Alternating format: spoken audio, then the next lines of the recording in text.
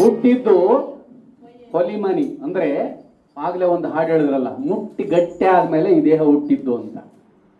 ಮುಟ್ಟು ತಾಯಿ ಗರ್ಭದಲ್ಲಿ ನಾವು 9 ತಿಂಗಳು ಮುಟ್ಟಲ್ಲೇ ಬೆಳಿತೀವಿ. ಆ ಮುಟ್ಟು 9 ತಿಂಗಳು ಅದು ಗಟ್ಟಿ ಆದಾಗ ಗರ್ಭ ಆಗೋದು. ಆ ಗರ್ಭ 9 ತಿಂಗಳು ನಾವು ಹೊಲಸಲ್ಲೇ ಬೆಳಿತೀವಿ. ಹೊಲಸಲ್ಲಿ ಬೆಳೆದು ಈ ಹೊರಗಡೆ ಜಗತ್ತಿಗೆ ಬರ್ತೀವಿ. ನೋಡಿ ಎಷ್ಟು ಅದ್ಭುತ ಅಂದ್ರೆ, ತಾಯಿ ಕರಳದಕ್ಕೆ ತಾಯಿ ಯಾಕೆ ಅಂದ್ರೆ ತಂದೆನ ಬೇಕಾದ್ರೆ ಒಂದು ಕಾಲಕ್ಕೆ ಒಂದು ಸೈಡ್ಗೆ ಇಡ್ಬೋದು, ಆದರೆ ತಾಯಿ ಇದೆಯಲ್ಲ ನಮ್ಮ ಮೈ ಚರ್ಮನ ಸುಲಿದು ಆಕೆಗೆ ಚಪ್ಪಲಿ ಮಾಡಿರೋ ಋಣ ನಾವು ತೀರ್ಸಕ್ಕಾಗದೇ ಇಲ್ಲ. 9 ತಿಂಗಳು ಆ ಒಂದಿದ್ರಲ್ಲಿ ಒಂದು ನಾಳ ಬರುತ್ತೆ, ಹೊಕ್ಕಳು, ತಾಯಿ ಹೊಕ್ಕಳು. ಆ ಹೊಕ್ಕಳದೆಲ್ಲ ಮಗುಗೆ ಆಹಾರ, ಶಕ್ತಿ, ಉಸಿರು ಮೂರನ್ನು ಅದಕ್ಕೆ 9 ತಿಂಗಳದ ಪ್ರಾಯಾಸವಾಗಿ ಕೊಡ್ತಾರೆ ತಾಯಿ.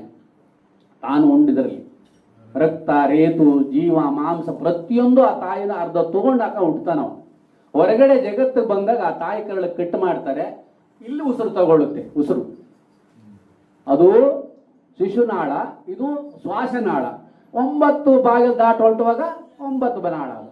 ಹಾಗೆ ಆ ಹುಟ್ಟಿದ್ದು ಹೊಲಿಮನಿ, ಬಿಟ್ಟೊಟ್ಟ ಕಾಯಿಮನಿ. ಎಲ್ಲರೂ ದೇಹನ ಬಿಟ್ಟು ಹೋಗ್ತಾನೆ ಇರ್ತೀವಿ, ಯಾರು ಇರಲ್ಲ. ಎಷ್ಟಿದ್ದರೇನು ಇದು ಖಾಲಿ ಮನಿ. ಮೊನ್ನೆ ಟಾಟಾ ಅವ್ರ ಸತ್ರ, ತಂತ್ರ ಟಾಟಾ ಸತ್ರಲ್ಲ, 1500 ಕೋಟಿ ಬರೇ ಮಕ್ಕಳಿಗೆ ಮೊಟ್ಟೆ ತಿನ್ನ ಕೊಟ್ರು. 1500 ಕೋಟಿ. ಮದುವೆ ಆಗಿಲ್ಲ ಆತ. ನಾ ಮದುವೆ ಆಗಿದ್ರೆ ಬಿಡ, ಅವ್ನ ಮಣ್ಕಾಲಿಗೆ ಹಸಿಬೇಕ, ಅವನೇನು ಅಂತ ಸುಳ್ಳದು. ಮದುವೆ ಆದ್ರೆ ಜೀವನ ಅಲ್ಲ, ಮದುವೆ ಆಗದಿದ್ರೆ ಜೀವನ ಅಲ್ಲ. ತಂದೆ ತಾಯಿಗಳು ಸಾಕದೇ ಜೀವನ. ತಂದೆ ತಾಯಿಗಳು ಸಾಕದಿದ್ದು ಜೀವನ ಅದು ಜೀವನ ಅಲ್ಲ. ಹಾಗಾಗಿ 9 ಬಾಗಿಲು ದಾಟಿ ಒಂಟೆದ್ದು ಗಂಟೆ ಬಾರಿಸಿದಂಗ ಗಾಳಿ ಮನೆ. ಈ ದೇಶಕ್ಕೆ 9 ಬಾಗಿಲು ಗೂಟ ಸೊಂದುಗಳಿಟ್ಟಿದ್ದಾನೆ, ಗೊತ್ತಾ? ಇವೆರಡು, ಇದೊಂದು, ಇದು. ಈ 9 ಬಾಗಿಲ ದಾಟಿ ಒಂಟೆದ್ದು ಹೋಗಿ ಯಾವಾಗ ಹೋಗುತ್ತದೆ? ಪ್ರಾಣವಾಯು 9 ಬಾಗಿಲಿಗೆ ಹೋಗುತ್ತದೆ. ಎಂತೋ ಪುಣ್ಯಾತ್ಮರಿಗೆ ಮಾತ್ರ ಬ್ರಹ್ಮರಂದಾಗ ಹೋಗುತ್ತೆ ವಾಯು, ಪ್ರಾಣವಾಯು. ಪುಣ್ಯಾತ್ಮರು, ಗುರುಗಳಿಗೆ, ಸತ್ಪುರುಷರಿಗೆ, ಸಾಧಕರಿಗೆ ಮಾತ್ರ ಪ್ರಾಣವಾಯು ಈ ಬ್ರಹ್ಮರಂಧ್ರದಲ್ಲಿ ಹೋಗುತ್ತೆ. ಇನ್ನೆಲ್ಲರಿಗೂ 9 ಬಾಗಿಲೈತಲ್ಲ, ಹಿಂಗೆ ಮಾತಾಡ್ತಿದ್ದ ಕಣೆ, ಹಾಡು ಹೇಳ್ತಿದ್ದ ಮೂರ್ತಿ ಹಂಗೆ ಸತ್ವದ ಅಂತಾರಲ್ಲ, ಹಂಗೆ ಹೊರಟೋಗ್ಬಿಡ್ತೀವಿ ನಾವು. 9 ಬಾಗಿಲು ದಾಟಿ ಒಂಟೆದ್ದು ಗಂಟೆ ಬಾರಿಸಿದಂಗ ಗಾಳಿ ಮನೆ. ಗಂಟೆ ಬಾರಿ ಸುಮ್ಮನೆ ಆಗ್ಬಿಡ್ತದಲ್ಲ, ಹಂಗೆ ಹೊರಟೋಗ್ಬಿಡ್ತೀವಿ ನಾವು. ವಸ್ತಿ ಇರುವ ಮನೆ, ಗಸ್ತಿ ತಿರುಗುವ ಮನೆ ಇದೆ, ಒಂದು ಕಡೆ ಇರಲ್ಲ ಇದು ಜೀವ. ಎಲ್ಲ ಹಾರಾಟ ಒಟ್ಟಪಾಗಿ ಎಲ್ಲೆಲ್ಲೋ ಹೋಗ್ತೈತೆ, ಇಲ್ಲೆಲ್ಲೋ ಮನೆ ಕಳುತ್ತೆ. ಅವ್ರ ಮನೆಗೆ ಬೈಕ್ ಹೇಳ್ತೈತೆ, ಇವ್ರ ಮನೆ ಬೈಕ್ ಹೇಳ್ತೈತೆ, ಅವ್ರ ಮನೆ ಚೆನ್ನಾಗಿಲ್ಲ ಅಂತೈತೆ, ಇವನ್ ಮನೆನೇ ಚೆನ್ನಾಗಿರಲ್ಲ, ಇನ್ನೊಂದು ಮನೇನೆ ಹೇಳ್ತೈತೆ ಅಲ್ವಾ? ವಡಿಟ್ಲಾ, ವೆಡಟ್ಲಾ, ವನಿಟ್ಲಾ, ಈಡೇ ಬಾಗ್ಲಿಟ್ಲಾ, ಹೌದಾ? ಹಾಗಾಗಿ ಬದುಕು ನಿಂದಕರಿರಬೇಕು ಹೊಂದಿನಾಯಿಗಳ ತೆರದಿ ಅಂತ. ಹೆಂಗ್ ಗೊತ್ತಾ? ಮನೆ ಸ್ವಚ್ಛ ಮಾಡಕ್ಕೆ ಊರು ಹಂದಿ ಇರುತ್ತೆ, ಎಚ್ಚರ ಕಳ್ಳರು ಬರ್ದಂಗಿರಕ್ಕೆ ನಾಯಿಗಳಿರುತ್ತೆ. ಹಂಗೆ ಬದುಕಿದ್ರೆ ಆ ರೀತಿ ನಿಂದಕನ್ನ ಬದುಕಬೇಕು. ನಾವೇನೇನಕ್ಕೋ ಜನಗಳು ಅವನ್ನ ಬೈಕೊಂಡು ಇವನ್ನ ಬದುಕೋತೀವಿ. ಅದಕ್ಕೆ ಬದುಕು ಏನಿದೆಯಲ್ಲ, ಬದುಕಾಗಬೇಕಾದ್ರೆ ಭಗವಂತನ ಕಡೆ ಮುಖ ಮಾಡ್ಬೇಕಷ್ಟೇ ನಾವು. ವಸ್ತಿ ಇರುವ ಮನೆ, ಗಸ್ತಿ ತಿರುವ, ಶಿಸ್ತಿಲೆ ಶಿವನಾಳ ಮನೆ. ನೀನು ಕರೆಕ್ಟ್ ಆಗಿದ್ರೆ ಶಿವನನ್ನ ಇಲ್ಲಿ ಸಾಕ್ಷಾತ್ ಇಲ್ಲಿ ಕರ್ಕ ಬರ್ಬೋದು, ಬರ ಇಲ್ಲಿ ಅಂತ. ಶಿಸ್ತಿಲೆ ಶಿವನ ಆಳೋ ಮನೆ. ವಸುಧೆ ಅಂದ್ರೆ ಭೂಮಿ. ವಸುಧೆಯಳು ನಮ್ಮ ಶಿಶುನಾಳಧೀಶನ ಹಸನಾದ ಪದಗಳ ಆಡೋ ಮನೆ. ಒಳ್ಳೆ ಪದ ಆಡ ಮನೆ ಮಾಡ್ಕೋಬೇಕು. ಇದನ್ನ ಒಳ್ಳೆ ಸಂಸ್ಕಾರ ಇಟ್ಕೋಬೇಕು, ಒಳ್ಳೆ ಸದಾಚಾರ ಇಟ್ಕೋಬೇಕು ಅನ್ನೋದು ಹಾಡಿದು. ಶಿಶುನಾಳ ಶರೀಫರ ಹಾಡುಗಳು ಬಹಳ ಅದ್ಭುತ ಹಾಡುಗಳು. ಎಲ್ಲನೂ ಅರಿಷಡ್ವರೆ. ಒಂದ್ ಕಡೆ ಹೇಳ್ತಾರೆ, ಗುಡಿಯ ನೋಡಿರಣ್ಣ, ದೇಹದ ಗುಡಿಯ ನೋಡಿರಣ್ಣ ಅಂತ. ಅದ್ರಲ್ಲಿ ಹೇಳ್ತಾರೆ ಅವರು, 3 ಮೂಲೆಯ ಕಲ್ಲು, ಅದರಳು ಜಾರುತ್ತಿರುವ ಕಲ್ಲು, ಧೀರ ನಿರ್ಗುಣನು ಸಾರ ಸಗುಣದಲ್ಲಿ ತೋರಿ ಅಡಗಿತ ಬ್ಯಾರ್ಯಾಗಿರುತ್ತಿದ ಗುಡಿಯ ನೋಡಿರಣ್ಣ, ದೇಹದ ಗುಡಿಯ ನೋಡಿರಣ್ಣ. ಗುಡಿಯ ನೋಡಿರಿದು ಪೊಡವಿಗೆ ಒಡೆಯನು ಅಡಗಿಕೊಂಡು ಕಡು ಬೆಡಗಿ ನೋಡಿತು. ಇದು ಗುಡಿಯ ನೋಡಿರಣ್ಣ, ದೇಹದ ಗುಡಿಯ ನೋಡಿರಣ್ಣ. ಮೊದಲು ದೇಹದಲ್ಲಿರ್ತಕ್ಕಂಥ ಹೇಳಿದ್ರಲ್ಲ ಸ್ವಾಮೀಜಿಯವರು, ಸುಪ್ತವಾಗಿ ಏನು ಬಂಗಾರ ಇದೆಯಲ್ಲ ಒಳಗಡೆ, ಆ ಬಂಗಾರನ ಮೊದಲು ನೋಡ್ಕೋಬೇಕು, ಗುರುತಿಸ್ಬೇಕು ಅದನ್ನ. ಕಬೀರ್ದಾಸ್ ಅದನ್ನ ಹೇಳ್ತಾರೆ, ಜಾಗ ಸಕೇತೋ ಜಾಗ್ ಅಂತ. ನಾವು ಬುದ್ಧಿವಂತರಿದ್ರೆ ಮತ್ತೆ ಉಪನಿಷತ್ತಲ್ಲಿ ಹೇಳ್ತಾನು ಸಂಸ್ಕೃತ, ನಾಯಾನಾತ್ಮ ಬಲಹೀನ ಲಭ್ಯತೆ. ಬಲಹೀನರಿಗೆ ಆತ್ಮ ಎಲ್ಲಿದೆ, ದೇಹ ಎಲ್ಲಿದೆ ಅಂತ ಗೊತ್ತಾಗಲ್ಲ. ಸ್ವಾಮೀಜಿ ಅವ್ರು ಹೇಳಿಲ್ವಾ, ಆ ಏನೋ ಪುಣ್ಯ ಯೋಗದಲ್ಲಿ ಹುಟ್ಟಿದ್ರೆ ಮಾತ್ರ ಆ ತತ್ವ ಪದ ಅರ್ಥ ಆಗುತ್ತೆ, ಅದು ಆಧ್ಯಾತ್ಮ ಅರ್ಥ ಆಗುತ್ತೆ, ಹೇಳಿದ್ ಸ್ವಲ್ಪ ತಲೆಗೆ ಹೋಗುತ್ತೆ, ಮನೆಗೆ ಹೋಗೋದು ಪಾಲಿಸ್ಬೋದು ಅಲ್ವಾ? ಅಪ್ಪ ಅಮ್ಮ ಗುರು ಕಾಲು ಬೀಳ್ಬೇಕು. ಅಪ್ಪ ಅಮ್ಮಗೆ ಯಾರನ್ನ ಕಾಲು ಬಿದ್ದಿದೀವ ನಾವು? ಬೀಳಲ್ಲ, ಬೇಕಾಗಿಲ್ಲ. ಅವ್ರು ವಯಸ್ಸಾದ್ಮೇಲೆ ಅವ್ರೇನಕ್ಕೆ ತಗೊಂಡಾಗ ತಿಪ್ಪೆ ಕೇಸಿ ಬೆಷ್ಟು ಬಿಡ್ತಾರ ಅವ್ರು. ಹಾಗಾಗಿ ಬದುಕಾಗಬಾರ್ದು. ನೋಡಿ ನಿಮ್ಮಂಥ ಒಂದು ಸತ್ಸಂಗಿಗಳ ಜೊತೆಗೆ ನಾವೊಂದು ಕೂತ್ಕೊಂಡು ನಾವು ಎರಡು ಮಾತು ತಿಳ್ಕೊಂಡ್ವಿ. ಎಂತೆಂಥವ್ರ್ಯಾರೋ ನಮ್ಮ ರಾಮಾಯಣದ ಬಗ್ಗೆ ಹೇಳಿದ್ರು ಅಂದರೆ ಮಹಾನುಭಾವರಂಗೆ ಯಾರ್ಯಾರಲ್ಲಿ ಭಗವಂತ ಏನೇನು ಇಟ್ಟಿದ್ದಾನೋ ಆದರೆ ನೀವೆಲ್ಲ ಸೇರ್ಕೊಂಡು ಇಲ್ಲಿ ಗುರುಸ್ಥಾನದಾಗ ಕೂತ್ಕೊಂಡ್ರೆ ಅದೇ ನಮ್ಗೆ ಭಯ ಆಗ್ತಾ ಇರೋದು.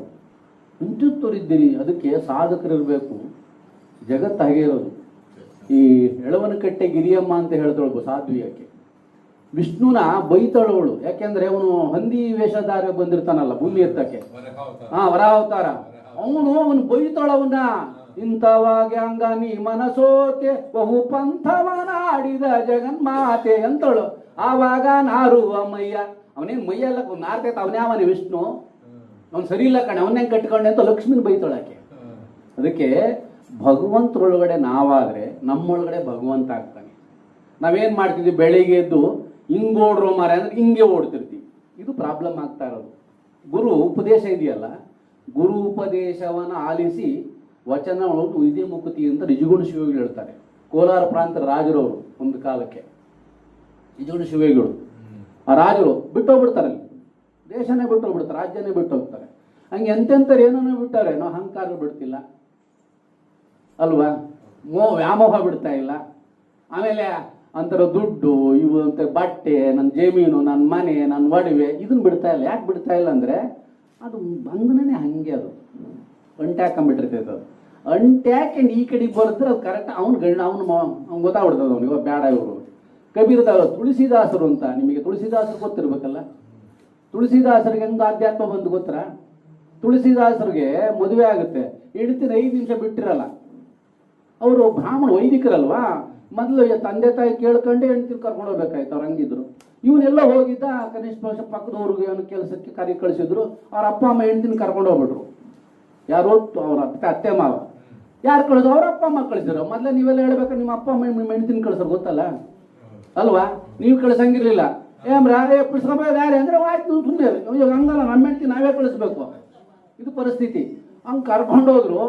ಕರ್ಕೊಂಡು ಹೋದಾದ್ಮೇಲೆ ಬಂದ ಇವನು, ಹೆಂಡತಿ ಇಲ್ಲ, ಬೋರ್ಗರದ ಮಳೆ ಸುರಿತಾ ಐತೆ, ಏನು ಮಾಡೋದು? ಹೆಂಡತಿ ಇಲ್ಲ, ಅಪ್ಪ ಅಮ್ಮಗೆ ಹೇಳೋಕ್ಕಾಗಲ್ಲ, ಅವ್ನು ಬಿಟ್ಟಿರೋಕ್ಕಾಗಲ್ಲ ಅಂತ ಹೇಳೋಕ್ಕಾಗಲ್ಲ.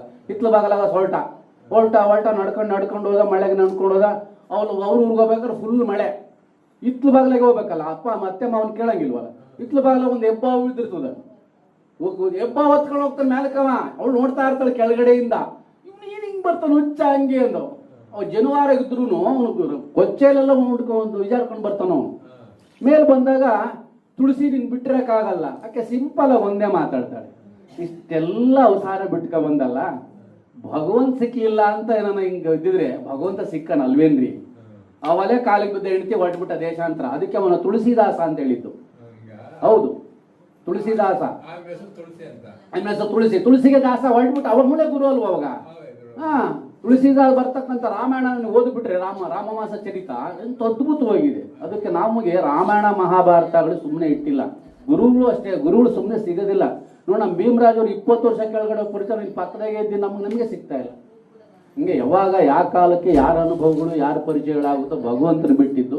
ಒಳ್ಳೇದಾಗಲಿ, ಭಜನೆ ಮಾಡಿ. Thank you.